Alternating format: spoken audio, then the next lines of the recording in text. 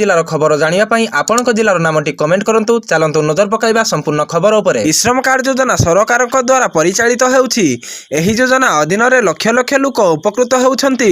जदि आपण एही योजना पई आवेदन करन्ति तेबे सरकार आपणको प्रति मासरे सहायता भत्ता देबे। एही योजना सरकार आवेदनकारी को प्रत्येक मासरे 1000 टंका प्रदान करन्ति। श्रम कार्ड योजना अधीन रे 1000 टंका मिली थाए।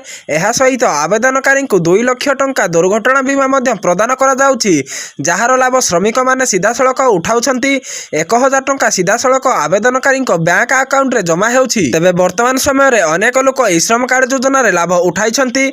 किंतु जदि आपण मध्य केही एपर्यंत एही योजना रो लाभ उठाई नाहंती तेणु आपण मध्य आवेदन करि परिबे। सेही परि नागरिक जेउ माने एपर्यंत श्रम कार्ड पाई नाहंती आपण श्रम कार्ड पई आवेदन करि परिबे। आपण श्रम कार्ड योजना रे अनेक सुविधा पाई परिबे। श्रम कार्ड योजना रे लाभ कोन कोन रहिछि चलंतु जानिबा। प्रथम रे एही योजना अधीन रे उत्तर प्रदेश नागरिक मानकु प्रति मासरे 1000 टंका भरण पोषण भत्ता दिया जाए। 2 रे एही स्कीम अधीन रे आपण पेंशन स्कीम मध्य बाछि परिबे जेउथिरे 60 वर्ष बयस परे आपनको मासकु 3000 टंका पेंशन दिया जिवो। 3 रे श्रम कार्ड स्कीम अधीन रे आवेदनकारी सीधा सड़क निज बैंक अकाउंट रे टंका पाई परिबे।